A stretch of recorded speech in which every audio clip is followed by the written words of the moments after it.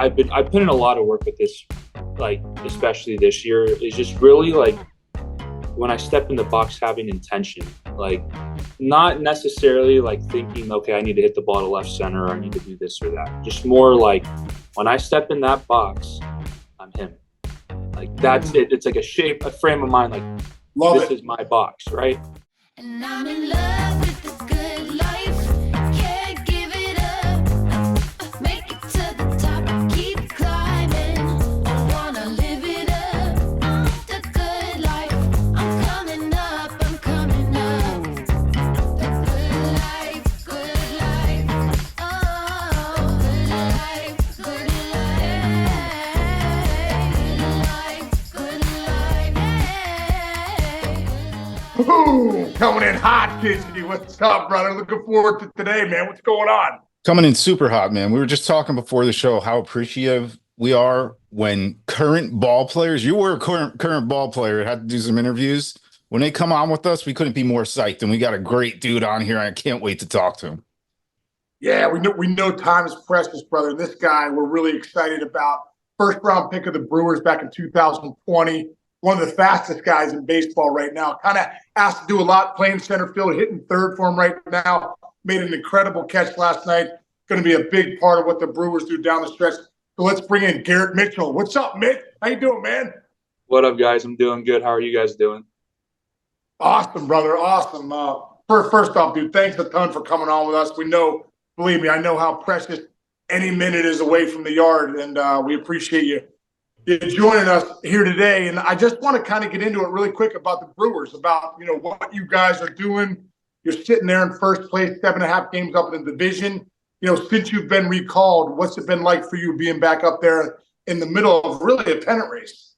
I mean, it's been great. I just look back over these past couple of years and just like going through a lot of stuff, and to be a part of this and be in the thick of it right now, going down towards the final stretch here is just a blessing. And for you, man, I mean, do you feel any added pressure because Yelly's out right now? Last night you're hitting in the 3-hole. You're making incredible catch in center field. It looks like Pat Murphy's like, hey man, we know what this guy can do. We're going to put him right in the middle of the lineup. You feel any added pressure being in the middle of the lineup right now? No, I think the way I'm looking at it right now is there's 2 guys in front of me and 6 behind me. Right. I'm not looking too much about it just being in the 3-hole spot. Right now, the way I'm focused on is making sure I'm making the most of my opportunities. I'm doing what I can to pass it on to the next guy. Great, dude. Any guys up there that you kind of lean on? When you come up to the big leagues, is there a couple guys up there that have given you some advice, or maybe a veteran player that you that you lean on, maybe in the cages? Yeah. So I mean, our whole staff and our group of veterans that we have are amazing. And we've had some guys who've been there like Yelly and Willie. We have guys who are new like Reese. And truthfully, it's really just great to have all those guys because they all have a ton of experience and all come from different backgrounds doing different things. And so to be able just to talk to them, not just even about baseball, but just about life, I think it's very valuable as a younger guy, breaking into the big leagues. And so for me, I've had a bunch of conversations with all of them. Like I said, not just about baseball, but just about life and just kind of how to carry yourself and how to go about your business and trying to find some similarities and figure out some differences, So when it comes to one specific guy, I wouldn't say it's just one, but they all bring just a level of, I don't even know how to explain it, but more just true leadership. And I think that's the reason why we roll. And the way Murph describes it is we have pillars, and those guys are our pillars, and they are our leaders. I'm pretty sure your shirt says it says charge on your shirt, but Charge, yeah, it says charge, yeah, yep. but they take charge and they push us. And I think you've seen it from game 1 this year, like really just go out there, win today, be who you're supposed to be, do your role. And like I said, from there, we've just been rolling. I love that, man. I love that. I want to go to you a little, Mitch, because your story is an awesome one, man. You're drafted out of high school to Oakland. You decide to go to UCLA, which was the right decision. 3 years later, bam, you're the first round pick of the Brewers.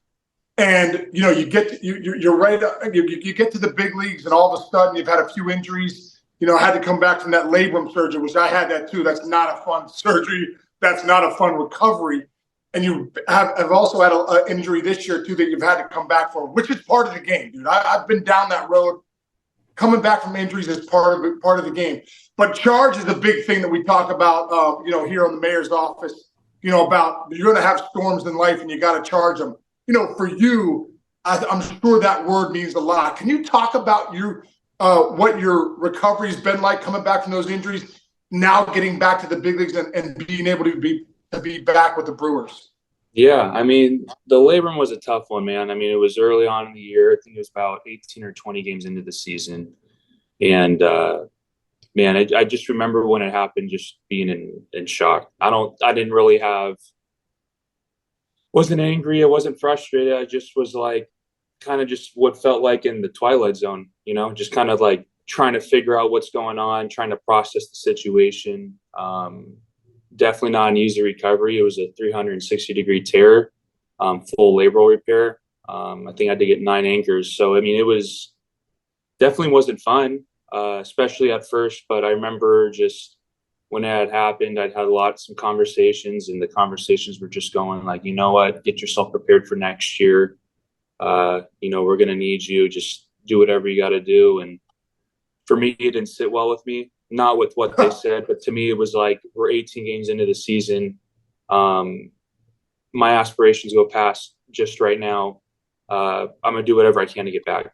That was what my goals were heading into once the recovery process was starting, I was like, that was my goal. Like, that was what I was going to do to get myself prepared, made sure I was locked in while the boys were out there grinding, during the season. So,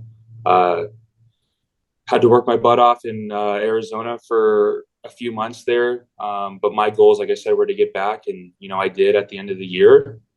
And so that for me was huge, not just from a physical standpoint, but from a mental standpoint as well. So getting back, I think it was from the time I got hurt and got surgery, I think I was back playing by like 4 months. So I was. That's incredible. That's incredible, literally.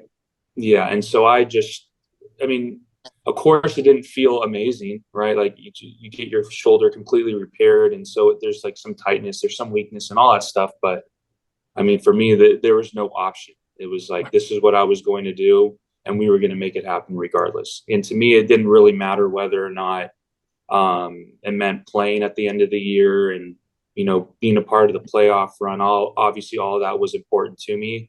But to me, I wanted to be back and show that I was healthy and I was ready to go if my name was called. So that was very important to me last year. And then with the finger this year, it was more like, at least at that point, there was light at the end of the tunnel. It was like, okay, this is frustrating. You've had some unfortunate circumstances come up. But for me, I've grown up Christian. To me, it was just God had another plan. And, he gives his challenges to his warriors who he knows can handle them and take them on. And so for me, all it's done is really sharpen me up. Like one thing my stepdad and I always kind of go back and forth on is iron sharpens iron. I've had all the support and love from my friends and my family. I've leaned on God in this whole entire process. And so to me, I've always been all right. Like, as much as it's been tough and challenging, I've been in the right mental state and been able to work through this stuff. So for me, it was like, you know what, this sucks. Not happy about it, of course, but, I can see the light at the end of the tunnel with this one. So for me, after that, it was like, from even when I was off the field from the beginning of the season, when it started, I was working my tail off. I was doing everything else I could. I was throwing, I was running, I was doing everything. I was even doing one-handed drills with the soft rubber balls with 90 mile an hour rise balls at the top of the zone, just doing it with one hand. I mean, whatever I could do to just try to be as prepared as I could to come back was my goal. So, like I said, I put in enough effort with the work I was putting in, but I also learned a lot being off the field as well, being able to kind of slow the game down and see it from a different perspective. So it makes it a little bit easier. Like, even though in the time I haven't actually been playing on the field, there's a lot of learning that I did off the field.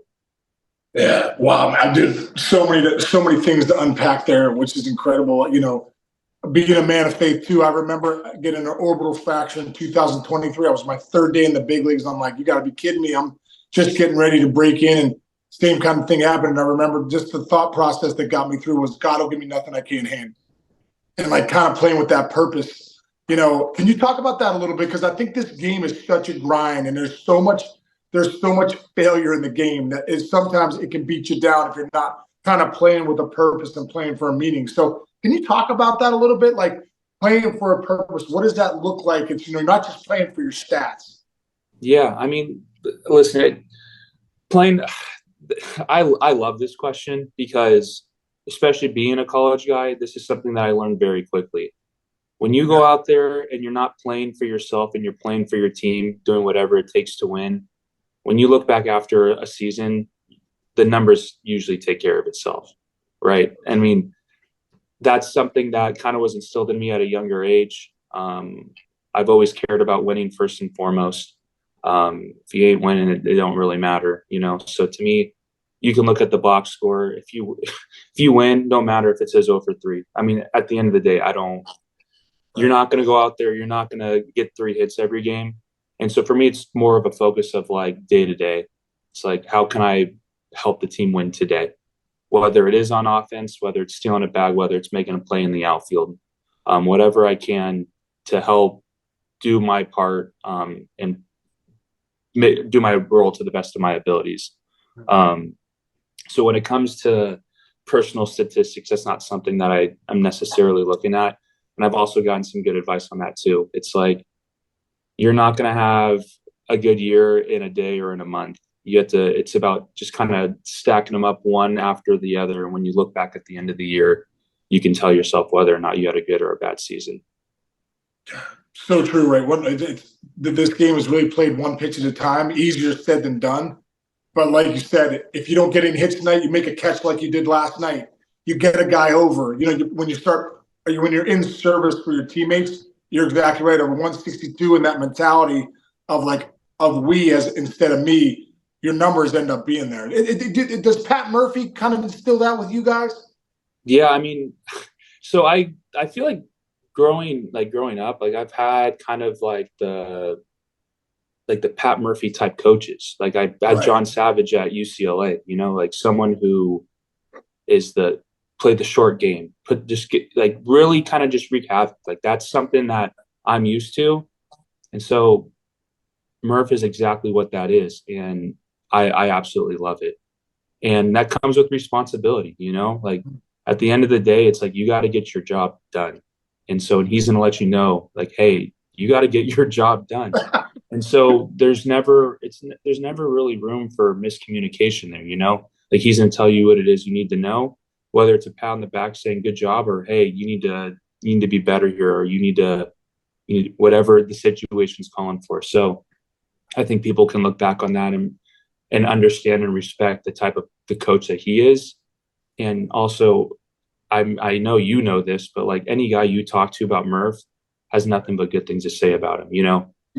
And there's so many stories, so many laughs, like talks a bunch of, I don't know if I can cuss in here, but he talks a bunch of shit, you know? Like, well, he lives for it. He lives for it. And he absolutely loves it. And like I said, I respect the hell out of him. He is someone that I love to play for and I'd run through a wall for. Dude, that's pretty awesome. And I've heard that from so many different guys that have played for him, Dustin Pedroia being one of them. Everyone loves Murph. And it's pretty cool that he's still impacting guys like you and your generation, which is incredible.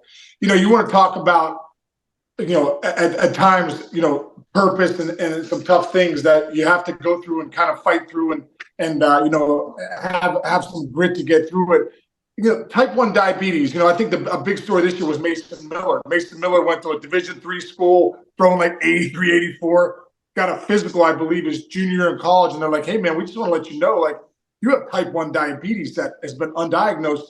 And once he was able to take care of his blood sugar and get his insulin right, all of a sudden, he starts, throwing the way Mason Miller throws and goes to Gardner Webb. And that's kind of been a big story, is his journey with type 1 diabetes. You've had the same thing, type 1 diabetes, in your life. Can you talk about that? And I know that it's a big thing for you with kids, and you support all the programs with type 1 diabetes. Can you talk about what that's like, being a baseball player, having to deal with type 1 diabetes and having to have the discipline to regulate your insulin every day? Yeah, I mean, it started for me at a young age. So, I mean, I've had it for 16 years. And so I figured out pretty quickly that one, it was going to change my life. So it was really just more of like, this is my new normal. It's something my mom and I used to always tell me. I was like, no, honey, this is just your new normal. So for me, it just became something that it didn't really like change my life like really that much. Like, of course, it changes your life because you got to monitor your blood sugar. You got to give yourself shots or give yourself insulin correcting for the food that you're eating, or if your blood sugar is high, having snacks or sugar when your blood sugar is low. Like, there's all of that part of it. But when it comes to just like the day to day, the way I would process it was like, okay, I got to prick my finger a couple times. Every time I eat, I got to give myself a quick little shot. I mean, a little needle this big. Like, it was not that big of a deal. So to me, I never have allowed it to define me. It's been a part of me, but it's not just, it is what it Normal, is. right? Yeah. And so for me, it's just like going through this is like, I've been told my whole life, like, well, you can't do this, whether it was from diabetes, whether it was just like people just not riding the wave with me or whatever it was. So for me, I've always kind of come from the cards aren't stacked in my favor, and that's not going to stop me. And so that was always kind of part of my life story. I felt like when growing up was like, you're constantly going to be told, whether it's yourself or somebody else telling you that you're not going to be able to do it. And you're going to have some walls and that you're going to have to break down on the way. But if you truly believe in yourself, there's nothing that can stop you, especially when it comes from yourself, right? Like you're going to be the hardest on yourself. And if you can't get past that, then of course you're not going to get past any of the other stuff, So for me, it was like, I've always been my toughest critic anyway. So for me, it's like being able to understand and work through the mental side of that. And also just be like, you know what? Screw it. Here we go. Let's just have some fun and see what happens. And so that's what I try to tell kids now, is just more like, have fun, enjoy life. It's not going to always be easy, except that there's going to be failure. But just keep pushing. And, if you truly believe and if you want this, it's not going to be the diabetes that's going to stop you. Bro, that's so good. I got the chills as you were talking, man. It's just, you're right, man. It's so good. It's just kind of keep pushing forward. We all have storms that come up in our life, but you keep pushing forward. And man, I admire you for that. I want to talk a little bit about your wife, because I was looking into, on your background, looks like your wife was a pretty good softball player. Yeah. Do you guys ever go to the cages at all and hit, or was she played the field, right? Yeah. So she led off and played center field. So yeah, and was good. So right? that's what I did in college as well. So, and we actually had similar numbers. I forget what year it was. It might have been, I think it was my sophomore year and her junior year. She, I think it was like I batted 349 and she batted 348. So I just talked smack, like, really, come on, you can do better than that. But no, she's an absolute stud. She honestly, like, has been my biggest support system. And she gets it, So, like, put it this way, during COVID, when she was still playing, yes, we would go to the cages, we would hit, and we would do all that stuff. So I would feed her, she would feed me, and it was fun. And so she's she did professional softball for a couple of years after she finished. So she went back to school for a fifth year during COVID. So went back for 21, did 2 years, or 21 and 22 of pro softball, retired, and now is, kind of figuring out her next steps and her next goals and what she wants to do. But what I was trying to say is, yeah, she's been my biggest support system, and it's nice being able to have a set of eyes who understands and sees it from a different perspective. So she can sit out in the outfield, she can be behind the plate wherever she's at, and it usually leads to conversations that kind of go, "Do you want to know what I'm seeing, or do you want to talk about this later?" And so to me, it's really funny because it's like there's times where it's like, yeah, just tell me what it is, you know.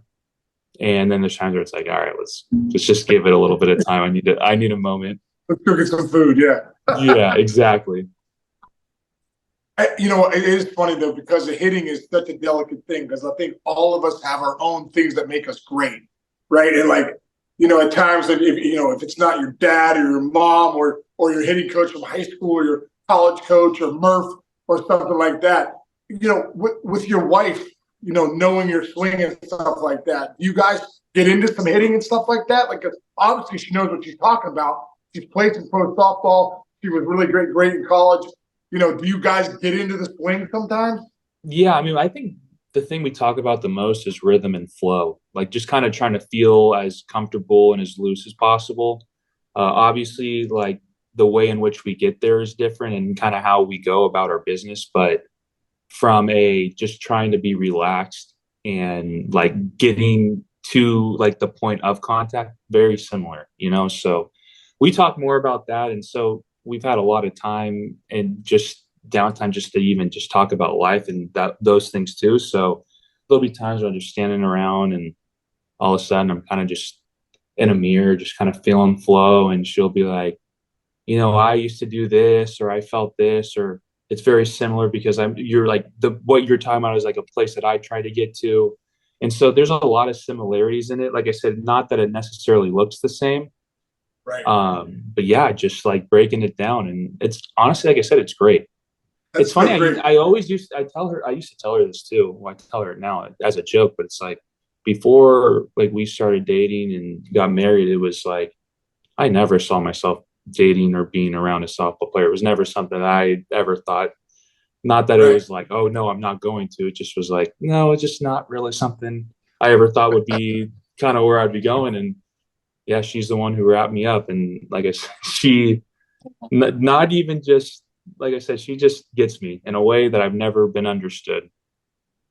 Oh, dude, how did you guys meet?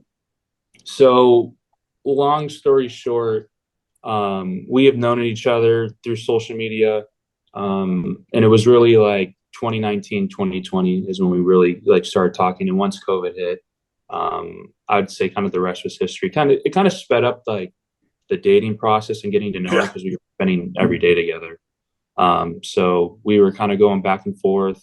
She's from San Diego, and then I'm from Orange County. So we were hour and 15 minutes away from each other. So like 80 something miles. So we would just kind of drive back and forth. And like I said, we spent pretty much every day together during COVID. So we got to know each other really on a personal level really quickly. And for me, it was like, it felt like pretty quickly I knew that she was the one. I actually told my best friend of 10 years, I was like, bro, this is the one. And he was like, and he knows me like the back of his hand. And he was just like, okay. Wow. Like, okay. Like, yeah, like I know you because if you're talking like that, I believe you. But then at the same time, there's like the skepticism of like, okay, like, well, I guess we'll see. And this is before we started talking or dating. And Wow. and then, like I said, we started dating, and we're getting to know each other. And I was like, bro, this is it. Like, it's done.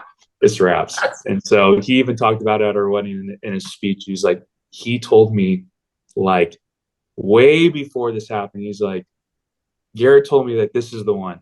And yeah, and the rest is history. That's so great. Wait, How many people I gotta Oh, interrupt. go ahead. Go ahead, Jason. Go ahead. I gotta go back to April 5th of 2023. Does that ring a bell to you at all? April 5th, 2023. Yeah. 23, April, March, April. You said April. What is it? April what? It's either April 4th or April 5th. April 5th, 2023 is where I'm reading this one thing that it was kind of an impactful thing in your relationship with your wife, if that gives you a little clue. Okay. Break it down for me. I think I know, but let's hear it. Okay, he's ripping Case for a couple games, and in his post game quote, I believe he hit a walk off. He writes or says to the national audience, "When my wife doesn't show up to the games, usually something good happens. She's not here, so I might as well do something fun." And she didn't let that go, did she? No, she did not. Go ahead, you can take it from there.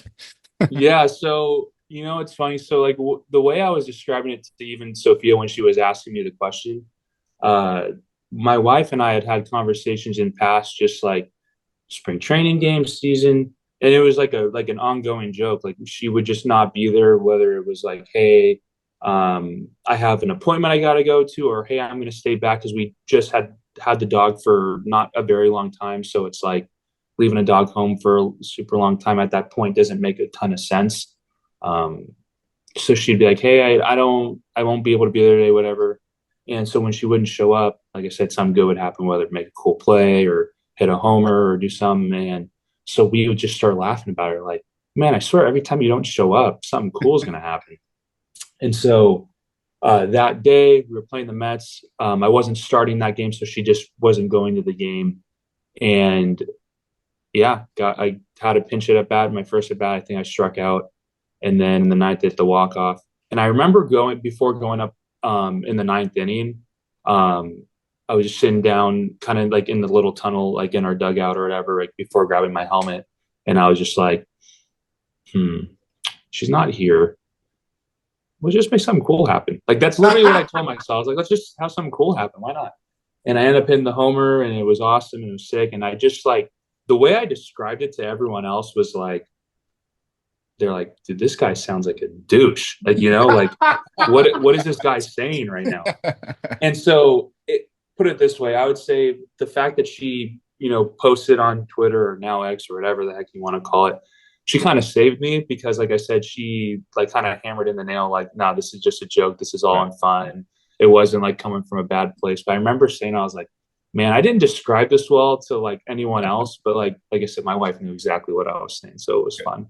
Nice. Hey, as long as she knew, that's all that mattered, bro. That's all that mattered. Yeah. Oh my God. I want to ask you, a couple questions to end it here, but I really I love to get in the mind of hitters because I knew what I thought at the plate, what my process was, what worked. I want to go into like the process of Garrett Mitchell at the plate. Can you take us through like what are your keys? Do you have what's your self talk look like? Are you focused on a zone when you're up there? Just take us through your process. Yeah. So for me, put it this way, as simple as I can put it, if I'm hitting the ball to left field or left center, good things are happening. So it kind of all starts from there. Now, of course, your goal is to always catch the ball out front. For me, it's like if I can hit like low liners or line drives to left center field, I'm in a really good spot. So for me, that's kind of how I gauge where I'm at. So it's like when I'm rolling over stuff, I know my time is a tick off. But for me, it's more like if I'm on time and if I'm hitting the ball to left center, like approaches that way, that's kind of all where it starts for me. So when those things are going well, things are great. When it comes to like, I would say my approach changes with certain types of pitchers. Like when I'm facing a guy like a sinker slider guy, I'm picking up more middle in because I want to see it start there. I find that if I'm looking kind of in that zone, it allows me to stay on the pitch kind of going away, and I can usually recognize spin if I'm seeing it that way. With a guy who likes to go like north-south, usually trying just to stay on top of the ball, but I'm looking more middle. Like I said, especially with the guy, we talk kind of breaking down numbers and stuff. You have guys who are anywhere from like 16 to 20, vert. Like I'm wanting to get on top of a baseball, so I don't want to be looking my sights too high. But you start playing that kind of that game of like a guy who wants to work north-south. It's like you kind of want to look middle because you want to make sure you're staying on the fastball if he's throwing it up. But like I'm also trying to not swing at the pitch down. So usually whether it's a split change or just a changeup in general, is more of a look for middle. But for me, I'm always fastball aggressive. Like that's if I'm on time for the fastball, I can see everything else. And so again, easier said than done, of course, right? We've got these guys are throwing 100 miles an hour now. It's not as simple as just being on time for the fastball. But for me, it really starts that way. And if I can move slow and control, uh, from the jump, I'm usually in a good spot. But that's like, I've always been such a quick twitch moving guy, so my body wants to move fast. So it's like Right. retraining it to slow down, especially in a game like situation. So like when I go through all my work, from my tee work to front toss, everything, it's trying to move at like 70%. Like I'm really trying to make this as slow move as I possibly can. On through BP and into the game is like, if I can feel like I'm moving slow, I'm in a good spot. So that's kind of like, in simpler terms, like that's kind of like my approach to one getting into the box is trying to stay slow, be on time, and try to hit balls to left center field. I love that, man. I always felt like if I was slow, my vision was so much better. I could see balls late when I'm cutting, sinking. So I love that. And you're right, man. If you can do it at 70%, the adrenaline of the game will give you the other 30. You know what I mean? It feels like that's 100%. when, yeah, it's almost tougher to slow down. I mean, you got to play slow, but like if you play at 100%, you're going to play at 130, and that doesn't play. Yeah, Right? and that doesn't even include the mental part of it, right? When you step in that box, like the one thing I put in a lot of work with this, like especially this year, is just really like when I step in the box having intention, like not necessarily like thinking, okay, I need to hit the ball to left center or I need to do this or that. Just more like when I step in that box, I'm him. Like that's it. It's like a frame of mind, like Love this it. is my box, right? And so that's something I worked a lot on. And then just like barrel the ball. Yeah. Those are the two things that are going through my mind. Like I'm him. Like when I step in the box, this is my box, and I'm him. I'm him. That's like the biggest one. And again, it's never going like the intensity is never even towards the pitcher either. It's just like that's like my internal, like that's my internal feel like this is my box. And again, like I said, I say that with respect to any pitchers. Like obviously we know we all go through our stuff. So it's like that was something that was really big. And then like I said, you have to have the intention of like if you're already getting in the box, I think Mike Trout said this. If you're already going to the box worrying about like not getting a hit, like you thinking I don't want to strike out, I got to do something right here. The game's too hard. You're going to fail way more than you're going to succeed. So if you're already going up there thinking you're going to fail, you're going to fail. Right. Ain't that the truth? Dude, I love that. And you're right.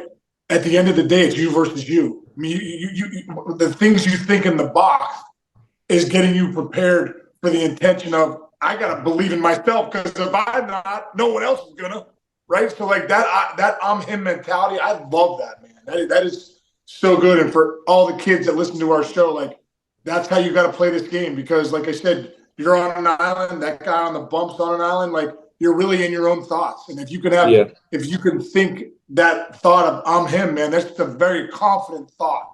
Yeah. And another thing I would say, and I think it's important for anyone who plays the game, who thinks about playing or has aspirations of playing like deep in, like making it to the big leagues, like write this stuff down too. Get a notebook, write it down. Like when things are going good, because you're gonna go have your ups and downs. Like that's gonna happen. Write it down. Like when things are going good and you're feeling smooth and you're feeling confident, write down whatever you were feeling that day or like what went good. Like, and it's not, like I said, it's not about whether it was 3 for 3 or over 3. Because I've had plenty of over games where I look back and go, well, I just saw 30 pitches in this game. Maybe I walked, maybe I punched in one of them. Maybe I lined out, hit a ball to the warning track, whatever it was. But it's like, you write this stuff down and remind yourself like that, like there's just in the same reason you take reps with your swing or your throwing or whatever you're doing, the same thing from the mental side. Like you got to sharpen that tool too, because as much as it's physical, it's a lot more mental. The game, like I said, is hard. I would say 90% of it is here and the other 10 is just going out there and playing. Man, isn't that the truth? This is such great stuff. But isn't that the truth? I mean, so many times you ask guys or have a conversation and say, hey, how much of the game's mental? 90%. Hey, how much do you work on it? 0. Yeah, I don't know what to do, but like it's this kind of talk. It's self-talk. It's thinking that 70% off the tee, 70% in the cages, 70% in the game. Hitting with intention, barrel the baseball. This is all the talk that like slow yourself down, play the game slow, turn your vision on. Like That's the mental side of the game. When you fail, still believe in yourself. I'm him back in the box. So, dude, that's why guys are big leaguers. Sorry to say, bro. Like at the end of the day, what you're saying right now. That's why you're going to be one of the best players in the game. And when you get up there, you have success because you're able to talk to yourself this way. So, man, that's so good. It's so good for all the kids that listen to us and understanding the game. One final question: What is the biggest difference pitching wise from when you're down in the minors and AA and AAA to when you get up to the show and the guys that you face there? I'd say the level of like talent isn't different. I would say the biggest jump for me was from high A to AA. I felt like that was the biggest jump for me from just the level of pitching. But I would say the talent level, because again, you look at guys who have opportunity or not, like or have someone in front of them who are playing and they're trying to get called up and things of that nature is like that. I don't think the talent level changes, but I think some of the things that we've been talking about, like the presence that you're bringing or the aura that you bring on when whether it's a guy stepping on the mound or a guy in the box, it's like they bring all of it together. It's not just talent and work. It's like it's the talent, it's the work, and it's the mental side of things, and like really feeling people's presence when you're up there. And so, like I said, I think that's the part that's going to keep you there as well, is like understanding that things aren't going to always be a straight line. You're going to have your ups and downs, but it's how you're going to ride the ups and the downs. So as you're doing this, you got to stay there. Like the mental part of that cannot change. So like I said, there's a lot of talented guys who are trying to make it. There's a lot of talented guys who made it and didn't stay in the game, but it's about consistency. And that's not just numbers, that's mental side. That's, like I said, I'm going to keep harping on that part. Cause like I said, that's something that even when I'm saying it to you, it's still a reminder to myself. Cause like I said, you wake up and you go, man, I had a bad game, or am I that good? Or like you start doubting yourself, and the game is so hard and you just can't do that. And so part of it is, like I said, you just got to find consistencies and find a way to just each day, just get to the field, get 1% better, like do whatever it takes to win. And I think if you do those things, like that will take care of the rest. But to get back to your question, when you talk about the difference, like I said, I mean, man, guys are just really freaking good at baseball. And you're seeing some of the stars in this game. It's just different. Like when you step on the field, like watching Ohtani hit, like it just looks different. It's not a 3-0 fastball off the plate that you can take out to left center field is like, that's not something that's just any guy can do, So there's just some guys who are just absolute unicorns.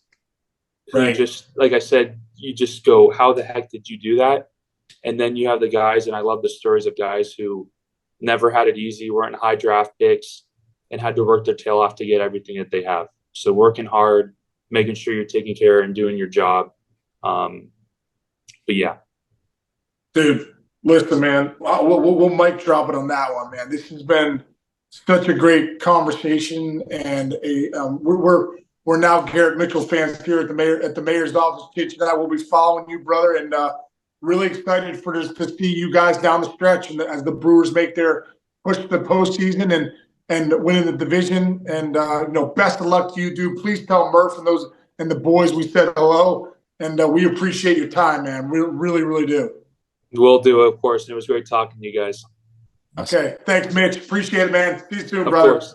Sounds good.